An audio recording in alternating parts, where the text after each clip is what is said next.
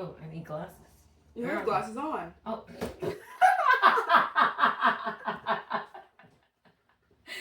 Oh, I told you I need more coffee. Welcome back to our podcast, Silent Issues. I'm Christina. And I'm Tisha. Today we're going to discuss a reality check for teens. I know we touched on this in the previous discussion, but me and Christina were having a discussion about saving money. And Christina was so unrealistic. So today we're going to have a convo about this so adults can see how teens really think. And teens can get annoyed by the adult perspective. So to jump in, Christina, we were talking about this, about you saving money. I know you're laughing because you know. So I was really frustrated with her. I legit had to stop talking to her. And I said, you know what, we're saving this for the podcast. We were talking about saving money. She got money for her Sweet 16 that is saved, but she was having a fit because she doesn't feel she should have to save. So you want to elaborate a little bit on why you believe you don't have to save? Okay, I don't believe that I don't have to save. I just don't want to save, and that's not because I think I should spend all my money, but I kind of want to. And I mean, my mom is saving my money, so I don't spend all of it, but if I had the choice, I probably would. And yet she wants a car, but she says that she doesn't feel she should have to save for a car, but she also doesn't feel she should have to get a job to pay for these things. So she wants the magic fairy, I guess, to give her all this. And it's funny because, like I said, we had a podcast discussing this, and so she knows the reality. She knows that, this is what happens in life. And I get it, she's 16, so she's stuck in between that age of wanting everything and the reality of becoming an adult. But she really was going on and on about, why. She said, I don't need a car. I don't need to save. But then in the same breath, she wants a car. She doesn't want a job, but she wants the money. And then she thinks that she can spend her money, and then she's gonna magically make all this money from a part-time job that she could probably only work 1 day a week to save. So again, how is this magic gonna happen? Tell us. Well, no, it's not gonna happen. I know I have to get a job, but I'm just saying, I always say I don't want to get a job. I never said I didn't have to, because I probably do, but I just don't want to because it's not fun. And everyone just tells me get a job for money, which I know I should, but it's not a yay, I'm gonna go get a job. It's just I don't want to because I don't want to, but I need money, so I guess I have to. I did apply for a couple, and I'm gonna see. But also with marching band, it's really hard because I really don't have time for a job. And I do in November and December, but then when January starts up, I have to figure out a schedule with them. So it's always really hard to pick a job around this time. And I could have picked it during summer, but that's my only time that I don't have school and I can actually have a break. So I would not like a job in that summer. Maybe for a couple weeks and get some money. Some of my friends go to camp and they work in the kitchen and they get money from that, and then they come back and they can have fun, and they probably, I don't know if they spend their money. Some people save, some people spend, but I mean, I'm doing both, and that's fine. You're not doing both because if you, like you said, if you had it your way, you would be spending it, but in reality, you aren't because your mother has your money. But what I'm listening to you, and I get it completely about not wanting to have a job that. I get that reality. Who wants to start that so early in their life? And as it is, I'm working, and there's plenty of days I don't want to work. So I'm not arguing with. But with you, I laugh because you're up here and you're saying this, but then when we have a separate conversation, you were going off about not just the job thing, but the car. You were making it seem like you're supposed to get a car. See, a little backstory. Christina's a little spoiled. She pretty much gets whatever she wants. And so she doesn't get everything, but she gets lots of things. And she gets, I want to say lots of the more smaller things. It's not necessarily her mom just went and bought her a car, but that's what she's expecting. That her mom should buy her the car. Her mom should pay the insurance. Her mom should have gas money for her. All those things. And that's not a reality. And that's what I'm trying to explain to her, because a car is a privilege. You don't have to have a car. Oh, and we told Christina, when she was looking for work, because she said, well, I can't work because I don't have a car to get to work. And I said, well, you can't get a car until you have work to pay for it. She doesn't want to walk. She does not believe she should have to walk anywhere, correct? Well, it's just unrealistic sometimes, because if you see where I live and then where all the jobs are, most of them are either in Wing Gap or downtown Bangor, but they wouldn't, CVS was working with me and I was okay, hopefully I get that, but if I don't, there's not many other jobs that either are hiring or would accept my hours because of their hours too. No, I get that, but at the same time, you weren't even willing to try. You only did that walk to CVS because you walked somewhere else over here and you're like, okay, I can do that, I guess. Yeah, I'm not used to walking, so it's not like I was excited about walking. Like I genuinely don't want to walk far, but once I started walking a little bit, I was like, okay, it's not bad. But no, I don't want to walk. See, that's my point. She doesn't want to walk. She doesn't want to work, but she wants a car. She wants to make sure she has all the things with the car. And I try, like, we really got into it because she wants, again, she wants a car. She thinks that when she gets a job and she's gonna make enough money to cover the even if her mom pays her insurance, right? Like even if her mom pays her insurance and she still needs gas money. I'm trying to explain to her because she's like, oh, I'll just drive here and I'll drive there, but you gotta have gas money to get to those places. So when your paycheck is a little bit of money and all you're doing is spending it on gas, you're gonna feel it. And that's what I was trying to explain to her. But she's like really hard-headed when it comes to these discussions. See, she's being real calm and collected now because she knows she's being recorded. But in reality, she gave me such a stressful headache the last time we spoke about this that I was like, I can't talk to you no more. Like I can't, because she was unrealistic. Like her friends, many of them have bought their own cars, right? Or some of them, their parents bought it. But that's the other thing. They all have a beater car, the hoopty. Christina wants a nice car. She's looking at the more expensive cars with no money, or her little savings, let me say that, but not enough money. And she's looking at these cars. Then she argues with us when we tell her, don't get a foreign car because of the parts that gotta go into it. She just wants it to look cute. Again, I get it. She's 16, but at the same time, she has all these people in her corner trying to support her to make the right decisions. And well, Miss Stubborn here is like not wanting to listen. Like she has friends who have cars that in a year, right? They broke down and now they don't have a car or whatever. So I get wanting a nicer car, but at the same time, if you ain't got the money for it, you ain't got the money for it. No, but okay, so I wanted this foreign car because it was cheap. And that's what they're basically telling me. So, like, all my family is like, oh, get a cheap car. And then when I do decide to look at a cheap car, there's always something wrong about it. And then, like, they're like, oh, get a reliable car. But the reliable cars are the more expensive ones. And I could find a cheap, reliable car, but it's not going to be perfect. And I mean, if they're going to help me find one, then let's find one. But I haven't found one, so. Okay, the perfect thing, no car is going to be perfect. Even half the time, unless you get it custom made for you, it's not going to be perfect. But here's the thing, she doesn't want to listen. She's sitting there saying, oh, we help her find it. We tell her not to look at foreign cars because here's the thing, if something breaks on it and you have to pay, and this is what I explained to her. So she was looking at a used BMW, it was a BMW, right? She was looking at a used BMW. And I'm explaining it to her. If a part breaks on it, because the chances are within a year, a part's going to break, right?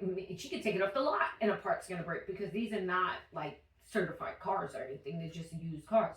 So you take it, if something breaks on it, you have to get that part. That part costs you $200-$300 for something that's small, that on a American-made car that might have cost you $50. And now you got to come up with that. Again, you don't have the money. So what are you going to do? So now you have a car that's just sitting there. And that's what I'm trying to explain to her, that this is what happens. Like my very first car, my father bought it for me, and it was like $700, $750 he paid for it. And literally he got it. I think he bought it, I don't know if he bought it for a lot or from a person. And the engine blew. So I didn't have the car for like 3 months. And it was a Mitsubishi, so it was foreign too. And we had to get a used engine in, and it took forever and whatever. But that's what I'm trying to explain to her. And I lived in the city then, so it didn't really affect me because I had transportation. But I'm trying to explain this to her, like, you can't you're going to look at things and you want to, like, listen, when I was her age, I wanted a Mercedes-Benz. I know better now. Like, I wouldn't get it or whatever. But that's what I'm trying to explain to her. Especially, yes, if you're getting a hoopty, you're going to have to put money into it. So get a hoopty that's kind of reliable, at least, or parts that's easy to get, because you're not going to be able to afford to replace those parts.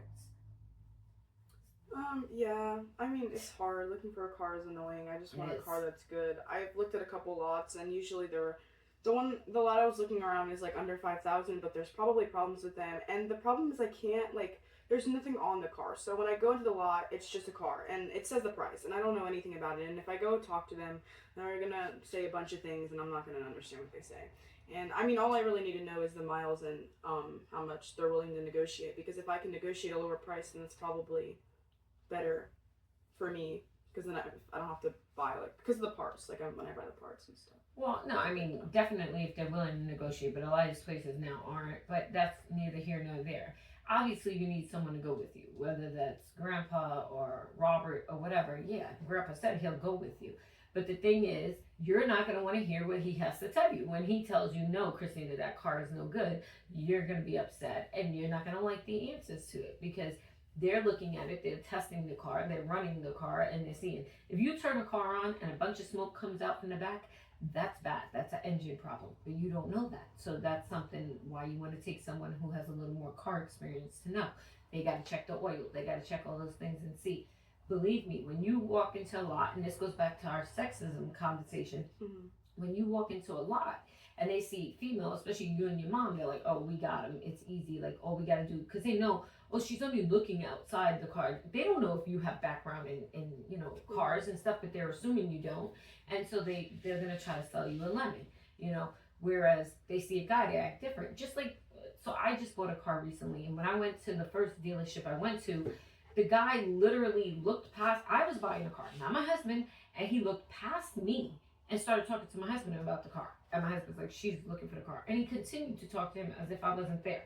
And that annoyed me. So we didn't go to them. And the next dealership we went to, the guy was very, like, she knows because she met him, very helpful. And he talked to me the whole time. He talked to her when she was talking about cars. Like, there was none of that. And that's a big thing too. So a lot of these places, they'll do that to you. They'll treat you like you don't know anything about cars, so I can sell you whatever. So yes, that's where I do think like taking a guy with us a lot of times is helpful because they'll respect them a little more than us. But again, yes, they're looking at cars is a it's a problem because if you don't have the money for it or if you don't know what you're looking for. So I get that. But then in the same sense, you want a car, but you don't have a job. And I get it, and you started applying now or whatever. But let's say, for argument's sake, tomorrow your mom took you, or grandpa went with you, let's just say, to go look at a car.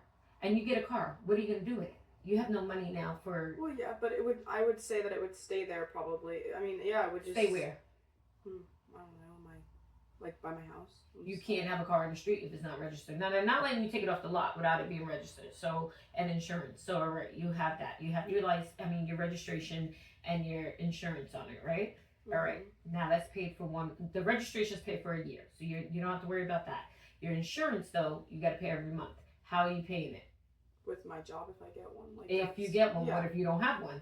Then I'll just pay my mom back. Or I'll give her some of the money that I don't know. Because if I could either use the money that I saved to put in for the car, or I could help her make payments with it. Because I don't think that I'm going to buy a car in full. That's just unrealistic. Okay, so, and we'll go back to this then. Because you had that situation where your mom was looking at buying my old car, making payments, and that wasn't something within her budget. So I think you're being unrealistic about that part, that's going to happen. I don't think that that's going to happen where she's going to be able to make payments for you. Again, you're expecting something to happen that right now she said she can't afford. So that's why I'm saying to you, I'm not saying it to ruin anything for you because I just want you to be realistic about things.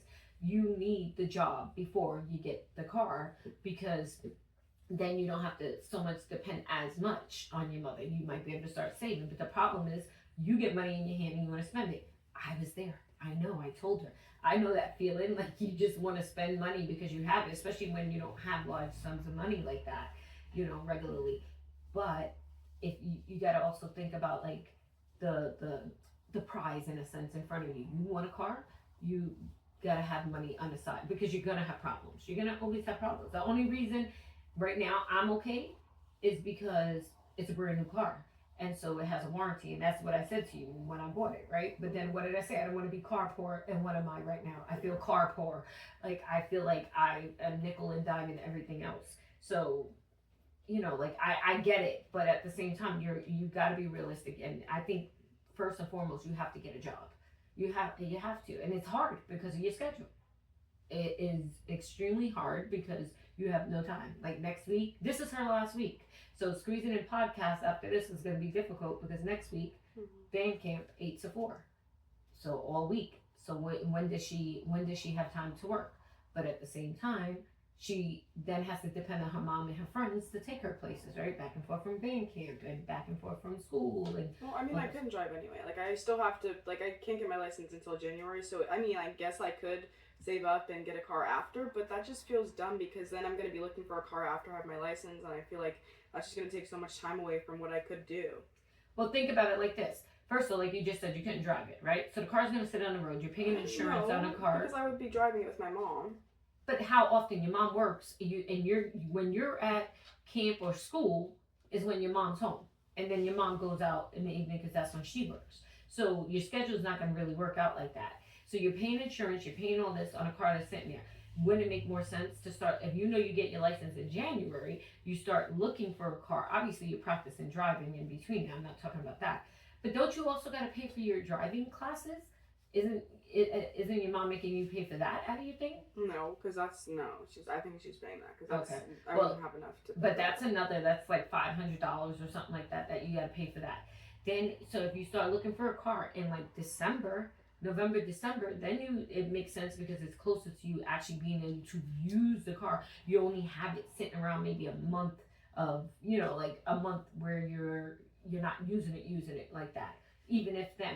But I get in your mind, you're like, oh, I want it now. But sometimes wanting things now doesn't work out because you'll have it and then it's sitting there and it's got to be moved because it's on the street. So it's got to be moved every 3 days. Otherwise they start giving you tickets because people around here like to report things and cause issues.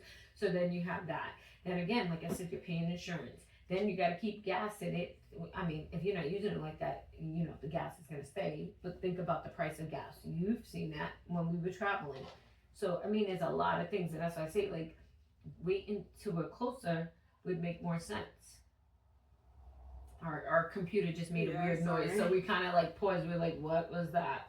But that's our computer made a weird noise. So do you have any comments? See, again, I'm just telling you, Christina is not being the Christina she was when me and her were going at this. No, I mean, I don't know. It's also a lot because I want an SUV. I don't want a sedan because I don't feel like I could drive that. I mean, I want to test it out, but there's also, like, no way. I don't think anyone in our family has a sedan, so I can't. But I like the highness of the car, and I feel like it's not that big of a difference in, like, money. Because, I mean, I looked in the lot that I was in, and the car that I saw, like, the BMW SUV was, like, $3,000, and the little one, like, the sedan was, like, $11,000, and no, it wasn't that high. It was, like, somewhere between, I'm not sure, but it was somewhere between 7 and 8, which is weird because the lot says under 5, but they're lying, I guess. And so I was looking at them and I was like, yeah, I don't like the style. I don't like how that looks. Like, I like the sedan look, the higher up. Like, I like driving my mom's car. It's nice, and I feel like you like the SUV? Yeah. You said sedan. Oh, no, I like my mom's car because it's higher up, and I don't know, I feel better in that one. Yeah, no, I mean, I get that part. Like, none of us do drive cars.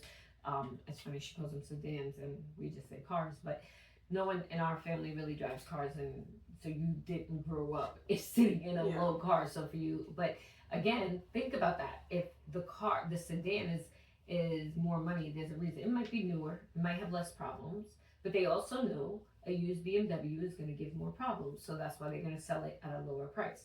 So again, there's all those aspects to look into. So, I mean, I like I said, I'm not trying to discourage you. I just want you to have the reality that with all these things come responsibilities and come problems, and you have to be prepared for them. If your car, whenever you get it, your car has an issue, and you can't fix that issue immediately, you're without a car. So if you have a job you have to get to in that car, you're not going to get there. So that's why in some ways getting a job that you can walk to, not saying you can't ever drive there, but to be able to walk to will be useful because if you have that issue, because getting a used car, you're going to have issues. It's not going to happen. Like, it's always going to happen. A used car it's used for a reason. People used it, and especially a cheap used car, they sold it, when they wanted something better because they know it was probably dying. Yeah, I'm probably just going to go on Facebook Marketplace. That's probably better. And what's that going to do? Save me money? How? Because it's cheaper on there. Okay, so I'm going to tell you something about that. Here I'm going to upset her now. So when you buy a car from a person, you have less, what's the word I'm looking for? Security that the car is good. They sell it to you as is, If you drive away and the engine dies right then and there, nothing you can do about it. Not a damn thing. You can't. They're not going to help you. Nothing. There's no lemon law. There's lemon laws for. And again, I don't know all the details of it, so I'm just saying it in broad, ways. But if you buy something from a lot and literally you walk away, drive off, and the engine goes, you can probably sue them because they sold you something that they knew wasn't good. Whereas a person, I bought cars from people before, and it wasn't the best experience because again, you don't know what's wrong with it. You have no clue. You're looking at it in that moment at the person, with the person, and you're gonna buy it, and you have to make that decision. And the person, especially if they know something's wrong with it, they're not gonna sit there and give you all this time to look at it. They're trying to get rid of it. So I'm just putting that out there. Like, I'm not saying don't do that, but I'm just saying it comes with more issues sometimes. I liked going to the dealership because I liked their coverage and stuff, but if that's like out of my price range, then I can't do anything about it. So and I'll probably just end up getting a bad car, and if it breaks down, then I guess I'm just gonna have to deal with it. Because I'm looking for a reliable car, like I said, but I haven't seen anything near us that's cheap enough. Like, I'm not gonna get a $14,000 car because that's just not reasonable. But the ones that are like lower, less than 10,000, aren't gonna be good. Like, I don't know what else to say about that. Like, it's not going to be a good car. So, well, it's not that it's not going to be a good car. It's just not going to not have any issues. It's going to have issues. Like, even a $14,000 car is going to have issues, right? So, like my old car that we wanted to, we were trying to get her mom to buy for her. The dealership was selling it for like $8,000, which was a really good deal because the car we knew. At least a year, there would be no issues because I just put tires on it, just did brake pads, just did oil change, and it was very well maintained. It probably would have been longer than a year, but I'm just giving at least that approximate time frame. The problem is you don't know that well of the cars, and that's where the issue comes. You could get a car that someone took care of so well, like I did with mine, and it's a good car, but you don't know that.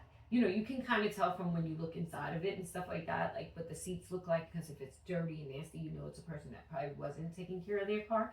But at the same time, there's always, like my old car, there could have been something I didn't know yet that's going to go wrong with it, that goes wrong with it. So that that happens. So so you can spend $14,000, you can spend $3,000, you still might have a car with issues. At your age, $3,000 to me makes more sense because of the fact that if you get in an accident, you bump it into a pole. Listen, I did all that with my first car, so I know it happens. At least you don't feel as bad that like this car is looking like that. Now, by the time you get to college, you want to have a more reliable car, especially if you're traveling back and forth or anything like that. But again, the main thing is you need that money to come in. And how's that money come in? Well, it's obviously not coming into our podcast, people, because no one's subscribing and getting us some endorsements here. We need Christine to get a car. Help us. No, I'm joking. But in truth, you need that job to get that, income in so that way that you can save and get a car. And again, and not even to get it, because maybe your mom's going to get it for you, but to have that extra money to pay for that gas, to pay for that insurance.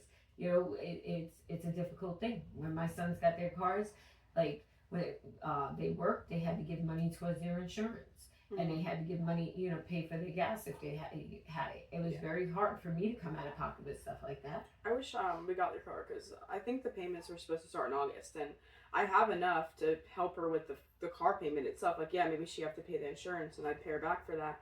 But how many months from August? Like August, September, like I don't know. Are you saying from what you have? Yeah, that would have covered 5 months.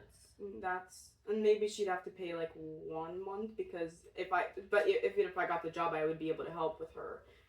Well, that's a lot of stuff that now is doesn't matter because the car's gone. Yeah. But it is what it is. But again, I want you to just be realistic and understand that money doesn't grow on trees. It may come from trees, but it doesn't grow on them. I wish it did. And again, I go back to myself. I just bought a car, and my big thing was I don't want to be car poor, and that's how I feel. I feel like I can't go and buy something that I want so easily now because I got to make sure that all my bills are paid first, and I have a extra money to make sure when it's time to go food shopping and whatever other stuff that comes up. So I know, and again, I've never bought a brand new car until now. So it's the first time, and I'm telling you, it's an expensive endeavor. I had the other car completely paid off, and I put myself in debt in a sense. Yeah. I'm not mad about it because I wanted the car, so I'm not mad about it, and I can afford it to an extent, but I don't have all this extra money like I did before to just kind of spend. So, but I mean, guys, I want you guys to think about it. Think about if you have any comments in regards to this, reach out to us because, like I said, teens, I want to say teens, have one thought process, and us adults, we've experienced it, we've lived through it, and we, at this point have a different, take on it, and it's hard to get them to understand our take because they're stuck in between being a teen and being an adult. So if you have any comments or any suggestions, please throw them at us because we're more than willing to listen. Thank you for joining us, and don't forget to subscribe to our YouTube and TikTok channel. Thank you again for